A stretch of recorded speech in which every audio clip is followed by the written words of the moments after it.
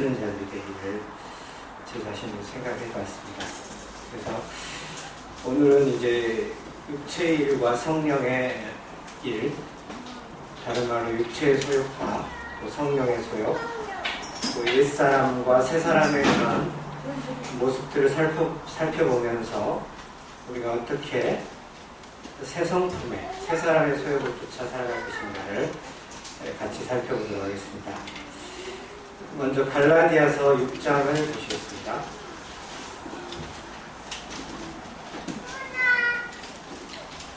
갈라디아서 5장 보시겠습니다.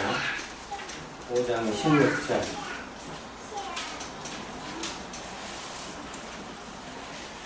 내가 이르노니 너희는 성령을 따라 행하라. 그리하면 육체의 욕심을 이루지 아니하리라. 육체의 소욕은 성령을 거스르고 성령은 육체를 거스르나니 이 둘이 서로 대적함으로 너희가 원하는 것을 하지 못하게 하려 함이니라. 너희가 만일 성령의 인도하시는 바가 되면 율법 아래 있지 아니하리라. 육체의 일은 분명하니 곧 음행과 더러운 것과 호색과 우상 숭배와 주술과 원수 맺는 것과 분쟁과 시기와 분냄과 당 짓는 것과 분열함과 이단과 투기와 술 취함과 방탕함과 또 그와 같은 것들이라. 전에 너희에게 경계하는 것 같이 경계하노니 이런 일을 하는 자들은 하나님의 나라를 유혹으로 받지 못할 것이요. 여기까지 일단 보시겠습니다. 그래서 우리 그리스도인들은 누구나 거듭난 사람은 이러한 갈등 속에 다 살고 있다고 생각이 됩니다. 우리가 정말 주님을 위해서 살고 싶은 그런 강한 마음이 있는가 하면 또 여전히 우리에게 옛사람이 그대로 존재해서 오히려 그것을 하지 못하게 하고 오히려 죄의 길을 가도록 하는, 그러니까 육체의 소욕은 결론적으로 말하자면 죄를 짓도록 하는 것을 보게 됩니다. 여기에서도 분명히 19절에 나온 것처럼 음행에서부터 시작해서 더러운 것, 호색, 우상 숭배, 주술, 원수 맺는 것, 또 분쟁, 시기, 분냄, 당 짓는 것, 또 분열, 이단, 또 투기, 그 외에도 이제 여러 가지가 있습니다만 이런 것들이 공통적으로 다 이 죄잖아요, 죄. 아까도 얘기했던 것처럼 가장 먼저 언급되어진 것이 이제 음행. 뭐 그리스도인이라고 이런 범죄를 안 하는 게 아니잖아요. 이제 육체의 소욕을 따라서 사단이 강력하게 또 유혹을 했을 때 아무리 원조된 사람이라 할지라도 이렇게 넘어지는 경우를 보게 됩니다. 그래서 우리는 정말 누구나 이렇게 서 있다라고 자신있게 얘기할 수 있는 사람이 없는 것 같습니다. 그래서 우리는 분명히 하나님의 말씀을 자세히 살펴보고 우리도 정말 이 넘어질까 참 조심하고 또 이러한 부분은 참 음행을 피하라고 했던 것처럼 그러한 상황 속에 들어가지 않는 것, 들어갔을 때 거기에 우리가 의지를 사용해서 피해 나오는 그런 것들도 우리가 이 사전에 이 죄를 예방할 수 있는 방법이라고 생각이 되었습니다. 그래서 이러한 죄라는 것은 이방인들만 짓는 게 아니라 우리들도 여전히 깨어있지 못하면 이러한 죄들을 지을 수밖에 없다는 것입니다. 물론 이제 우리가 특별히 술 취하는 범죄라든가 이런 것은 그리스도인들이 잘 안 하는 부분입니다만은 예를 들어서 분쟁하는 거나 시기하는 거나 또 마음에 품을 내는 것이나 또 당을 짓는 것이나 또 서로 분열한다든가 이런 것들은 우리들 속에 언제든지 파고들 수 있는 사단이 우리를 분열시키고 우리를 죄를 짓도록 하게 하고 또 성령의 역사를 막는 그러한 사단의 이런 무기인 것을 보게 됩니다. 그래서 우리가 잘못 이 성령의 소욕을 쫓아가지 아니할 때 이런 것들을 우리도 여전히 범할 수 있고 오히려 더 심한 죄도 범할 수 있다는 것이죠. 그리스도인들이. 근데 이제 우리는 이제 한 가지 세상 사람과 다르다고 하면 우리는 어떤 죄를 짓고 나서 그리스도인들이 일부러 고의적으로 이렇게 죄를 짓지는 않으리라고 생각이 됩니다. 고의적으로 짓는다는 것 자체는 하나님의 은혜를 제대로 모르는 사람이죠. 오히려 거듭나지 않은 사람일 확률이 높죠.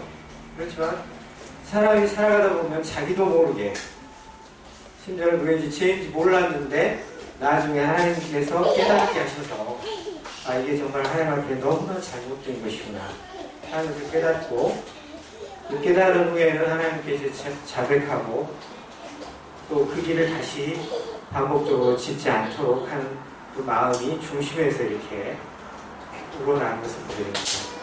그게 어떤 정상적인 그리스도인들의 모습입니다.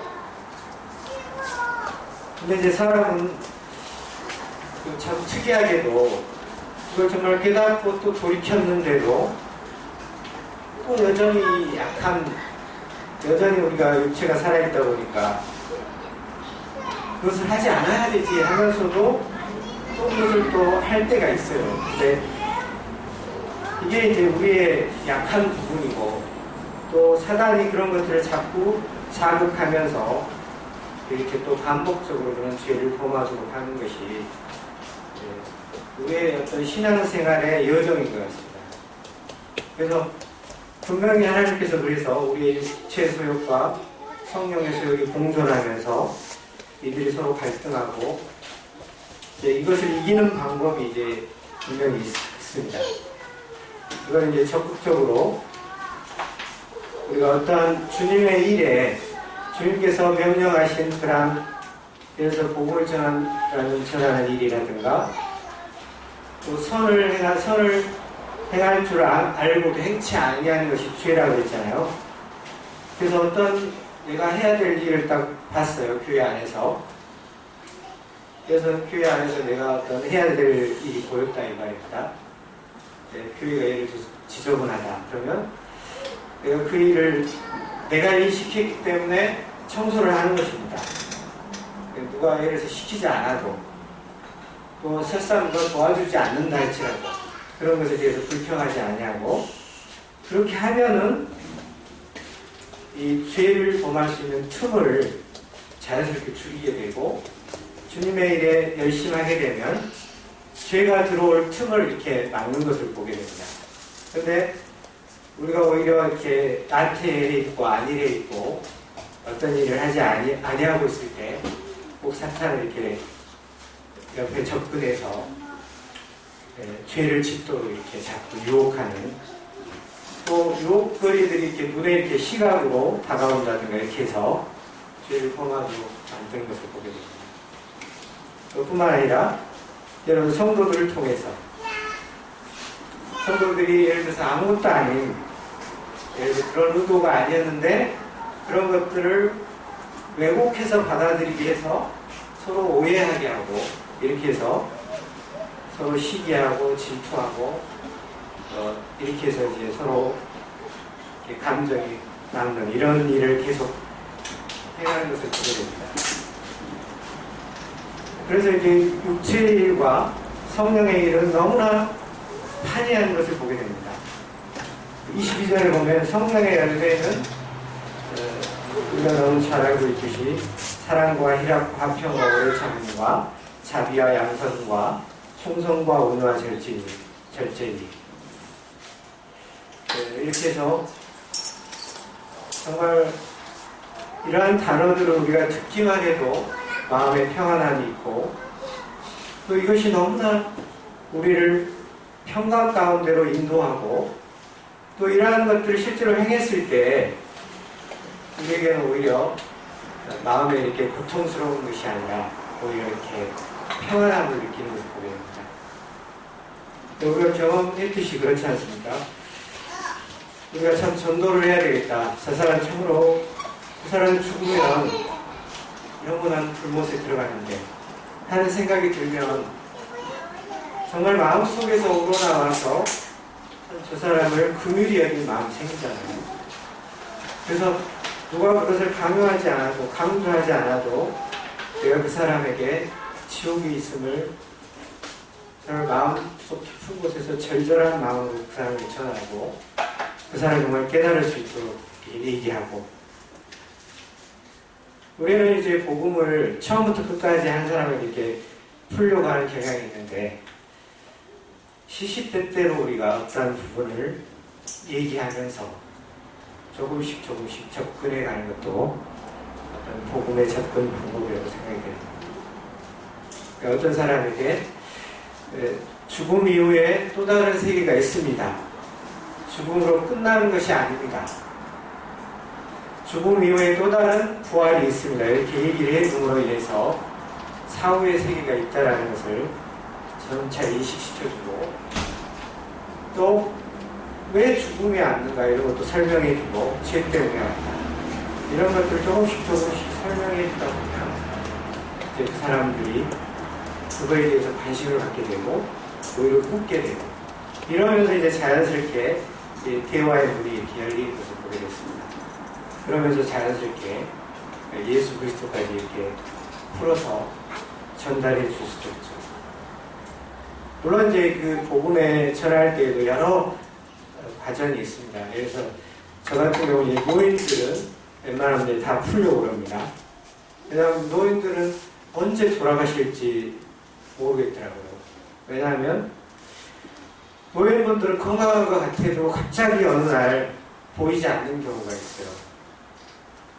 겉으로는 참 정정해 보이는데 갑자기 그 내재되어 있던 병이 이렇게 도지면서 갑자기 세상을 떠나는 경우도 있죠.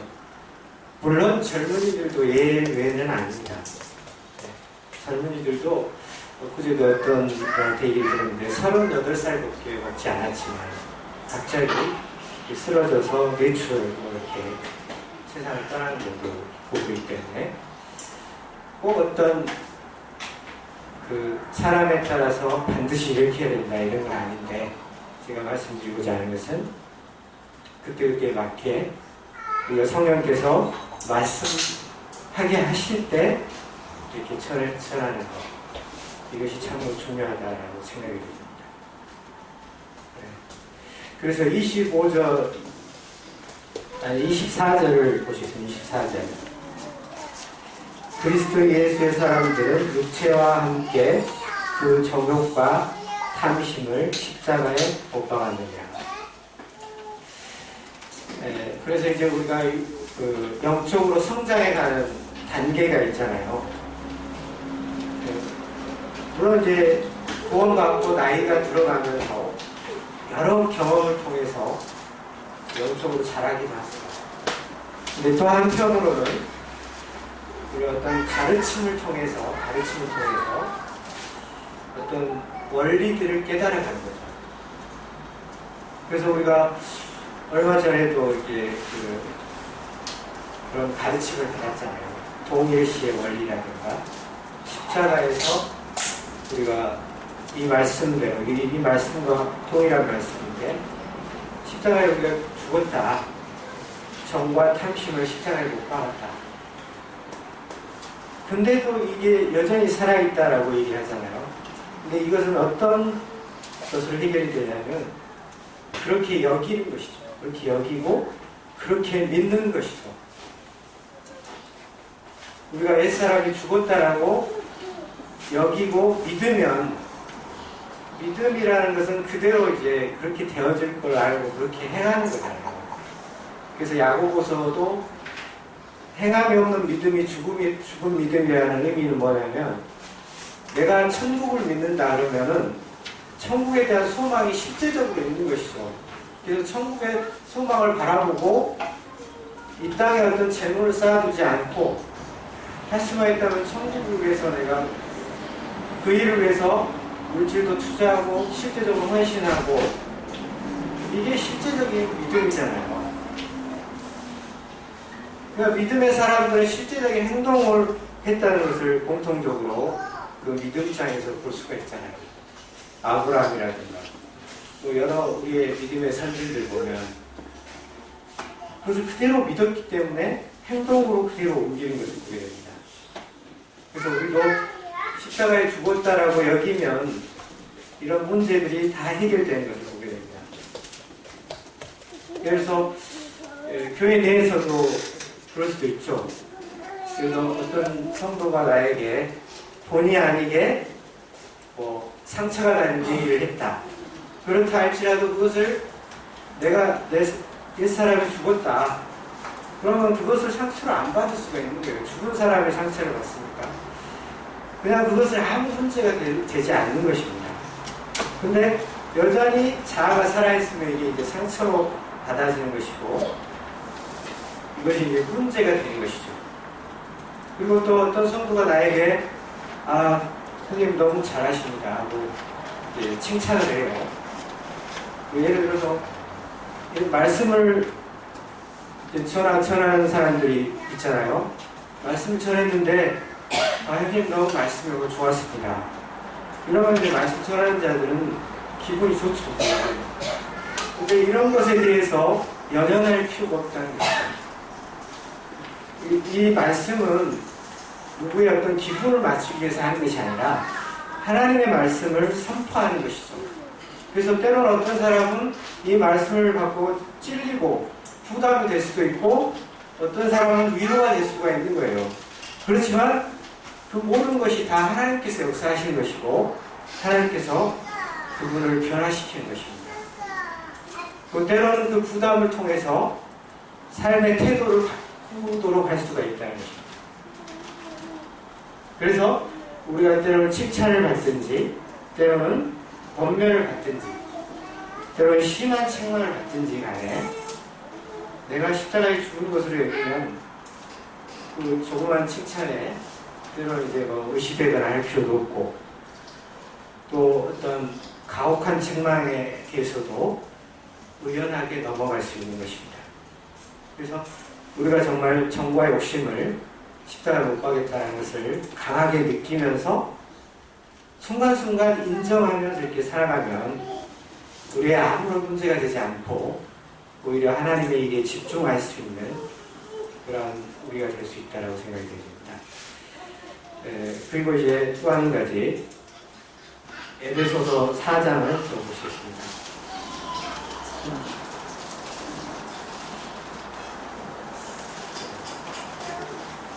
에베소서 4장 17절, 4장 17절에서 24절까지 연재해서 읽어주시기 바랍니다. 4장 17절부터 24절.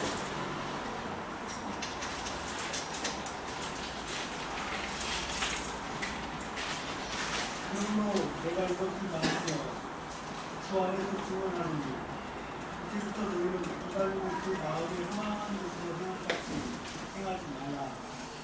그들의 충명이 어두워지고 그들 가운데 있는 부진함과 그들의 마음에 그들으로 말미암아 사람의 생명에서 떠날 거라.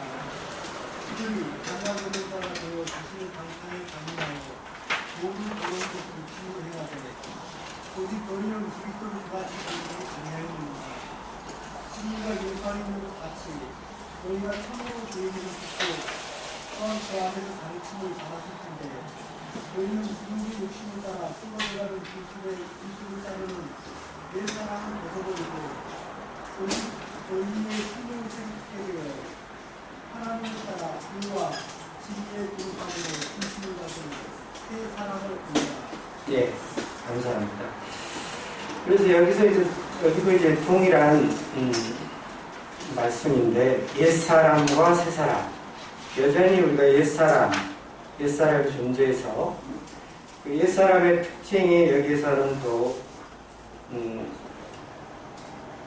어떤 19절에 보는 것처럼 그들이 감각 없는 자가 되어 자신을 방탕에 방임하여 모든 더러운 것을 욕심으로 행하되 오직 너희는 그리스도를 그같이 배우지 아니하였느니라.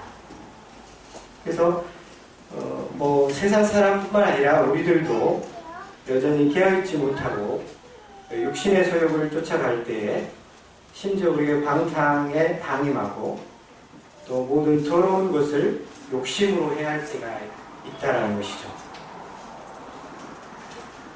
그래서 22절에도 보면 너희는 유혹의 욕심을 따라 썩어져가는 구습을 따르는 옛사람을 벗어버리고, 여기에서 욕심이라는 표현이 나오는데, 우리가 이제 죄의 특징은 욕심이 잉태한 즉 죄를 낳고 죄가 장성한 즉 사망을 낳느니라 이 말씀이 있잖아요. 그래서 죄의 어떤 기본적인 어떤 베이스를 형성하는 것이 바로 욕심이라고요. 욕심. 그래서 아담과 하와도 이제 이 욕심이 발동했잖아요. 욕심이. 뭔가 선악과를 보니까 뭐 여러 다른 부분도 있습니다만은 보암직도 하고 먹음직도 하고 지혜롭게 할 만큼 탐스럽기도 한 나무인지라. 이런 것을 보니까 이 유혹이라는 표현이 나오는데 이제 사단이 그것을 그 죄의 근성을 이용했다는 것이죠. 그래서 그 유혹에 넘어간 결과로 이제 우리가 이제 결국은 우리의 조상부터 일하는 것들이 계속 유전되어 왔다는 것을 보게 됩니다. 그래서 많은 욕심들 때문에 죄들이 이어지고 있잖아요. 성적인 욕심, 또 탐심 이런 것 때문에 도둑질을 하게 되고, 또 명예욕 때문에 불법을 행해서 어떤 그 국회의원이나 어떤 국가에서 중용하는 그런 높은 고위직에 올라가려고 하고, 이런 것들이 근간에는 보면 욕심이 도사리고 있다는 것입니다. 욕심. 그래서 이제 24절에 보면은 하나님을 따라 의와 진리의 거룩함으로 지으심을 받은 새 사람을 입으라. 특별히 진리의 거룩함 이렇게 표현이 되어 있잖아요. 그래서 그리스도인들은 정말 옳은 것을 쫓아가야 되고 진리를 쫓아가야 되고 거룩함을 쫓아가야 된다는 것입니다. 거룩함. 우리가 이제 거룩하지 않은 이유 중에 여기에서도 보면 26절 보시겠습니다. 26절 분을 내어도 죄를 짓지 말며 해가 지도록 분을 품지 말고 마귀에게 틈을 주지 말라. 그리고 29절 이런 더러운 말은 너희 밖에도 내지 말고 오직 덕을 세우는데 소용되는 대로 선한 말을 하여 듣는 자들에게 은혜를 끼치게 하라. 그리고 하나님의 성령을 근심하게 하지 마라. 그 다음에 이제 같은 맥락이라 계속 보시겠습니다. 31절 너희는 모든 악독과 노함과 분냄과 떠드는 것과 비방하는 것을 모든 악의와 함께 버리고 이렇게 표현되어 있잖아요. 이제 우리가 죄를 짓는 것도 아까 이제 여러 가지 또 욕심도 얘기했습니다만은 특별히 그리스도인들이 또 그리스도인뿐만 아니라 우리가 직장 생활을 하면서도 또 사회생활을 하면서도 또 가정생활을 하면서도 바로 마귀는 우리의 입술을 이용해서 많이 이렇게 죄를 범하도록 하게 합니다. 우리가 때로는 아무것도 아닌 것으로 분을 내게 하고 이렇게 떠드는 것, 또 때로는 더러운 말, 또 때로는 비방하는 말 이런 것들을 이렇게 하게끔 하더라고요. 저도 이제 경험을 해봤는데 결국은 그게 사단이 자꾸 이렇게 하게 만들더라고요. 그럼으로 인해서 서로 마음에 상처를 주고 또 그래서 서로 상호작용을 통해서 더 많은 것들을 부풀려서 이렇게 재생산해가는 그런 것들이 우리의 혀에 말에 이렇게 달려있는 것을 보게 됩니다. 그래서 이제 우리는 때때로 어떤 그 말을 할 때 어떤 유머를 또 구사하기도 하잖아요. 근데 말을 할 때도 이제 그 어떤 유머도 참 적절하고 또 고급스럽고 이런 그런 유머는 참 좋아요. 생활에 활력을 주고 그러는데 일반 세상 사람이 하듯이 어떤 천박한 유머, 그 속된 유머 있잖아요. 어떤 성적인 것을 통해서 웃기려고 하는 그런 유머, 이런 것들을 우리가 그리스도인들이 따라서 한다면 성령께서 근심하시겠죠. 그래서 할 수만 있다면 우리의 혀를 통해서 오히려 격려하고 칭찬하고 이런 부분에 혀를 잘 사용해야 된다는 것이죠. 선한 말을 하라 이렇게, 또 덕을 세우는 말을 하라 이렇게 얘기를 했잖아요. 참으로 은혜를 끼치는 말, 이런 것들을 통해서 물론 제가 아까 얘기를 했듯이 이런 말을 해도 영적으로 성숙한 사람은 그런 걸 다 받을 만한 믿음이 있거든요. 근데 영적으로 어린 사람들은 이런 말을 했을 때 그것이 상처가 돼서 때로는 모임을 떠날 수도 있고 또 그것을 풀지 못하고 계속 이렇게 가지고 있을 수가 있단 말입니다. 그래서 우리는 모든 말을 함에 있어서 하나님께서 우리가 자주 얘기했듯이 이 혀를 정말 잘 다스려야 된다는 거예요. 혀라는 건 참으로 부드러운 그 지체거든요. 아주 부드럽잖아요. 근데 이 혀가 엄청난 독소를 가지고 있습니다. 독소를 가지고 있고 심지어 이게 칼이 될 수가 있단 말입니다. 그래서 많은 문제들이 이 혀로 인해서 파생되는 것을 보게 됩니다. 직장생에서도 마찬가지고 교회에서도 마찬가지고 집에서도 마찬가지입니다. 저도 가끔씩 이제 자매에게 어떤 얘기를 할 때 참 속을 이렇게 팍 속을 긁는다고 표현하죠. 이렇게 막 어떤 자극적으로 얘기를 할 때가 있어요. 자극적으로. 그거를 못 깨닫는 것 같으니까 아주 팍 찌르듯이 자극적으로 이렇게 얘기를 하면 그거를 잘 받아들이는 게 아니라 오히려 이렇게 잘 안 받아들이고 반발 심리가 오히려 더 작용을 해서 더 이렇게 순종을 안 하려고 하는 그런 것들을 제가 발견했거든요. 그래서 어떤 이렇게 지적을 할 때도 참으로 지혜롭고 부드럽고 참 덕스럽고 그렇게 얘기를 했을 때 이 사람의 변화를 느낄 수 있다라는 생각을 많이 했습니다. 제 경험을 통해서.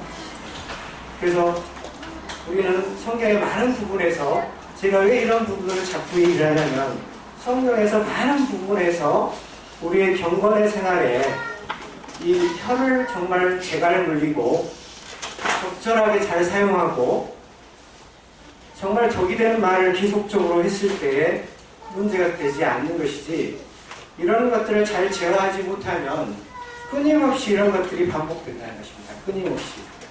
교회 내에서도 그렇고 직장생활에서도 그렇고 또 가정생활에서도 마찬가지입니다. 그래서 말씀은 우리가 그래서 들은 말씀을 또 들어야 되고 반복적으로 지적을 해야 되고 이 안 되는 부분을 자꾸 얘기를 해야 이게 되는 것입니다. 우리가 공부를 하는 것도 그렇잖아요. 공부가 사실 쉬운 게 아니잖아요. 근데 공부는 잘하는 사람을 보면은 안 되는 것을 계속 반복합니다.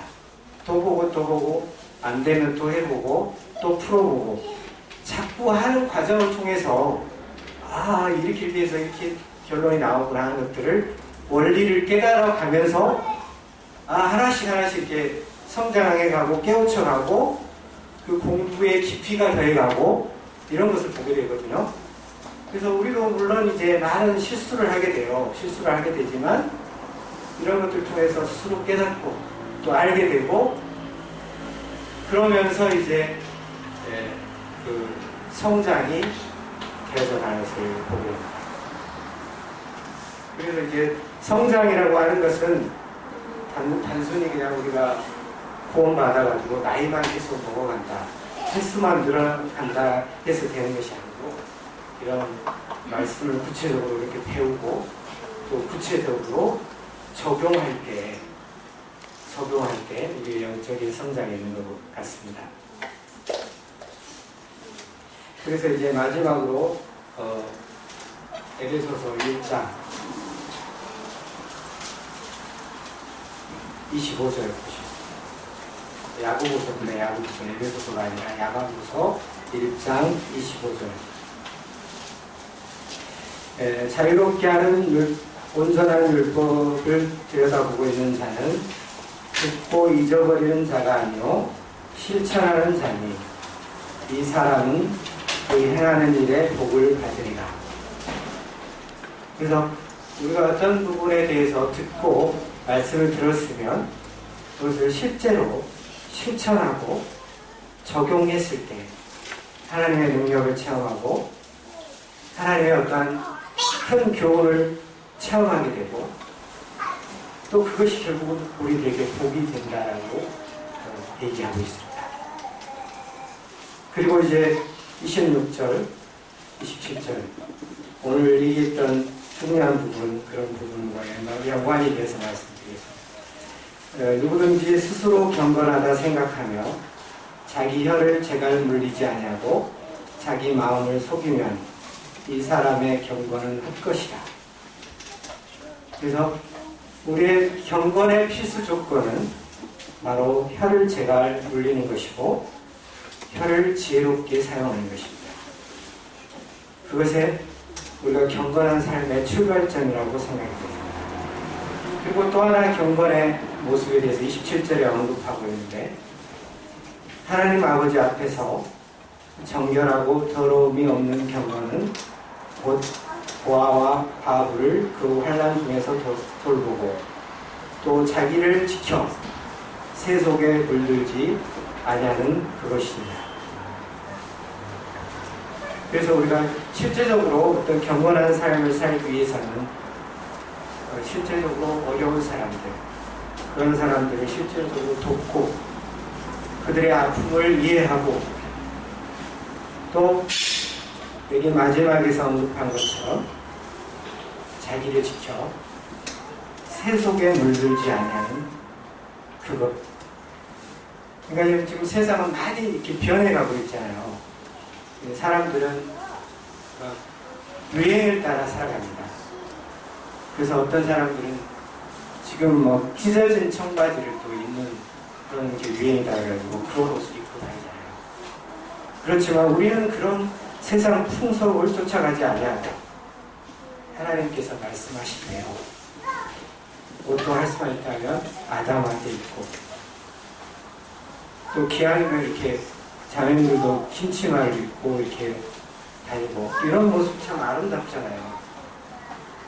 저는 보면 이렇게 여자들도 이렇게 짧은 것보다는 이렇게 긴 치마를 입고 다니면 너무 이렇게 품이 있어 보이고 더 아름다워 보이고 더 여성스러워 보이는 그런 모습을 많이 봤거든요. 그래서 우리가 새 속에 물들지 아니하는 것 이게 참으로 중요하다라고 생각이 됩니다.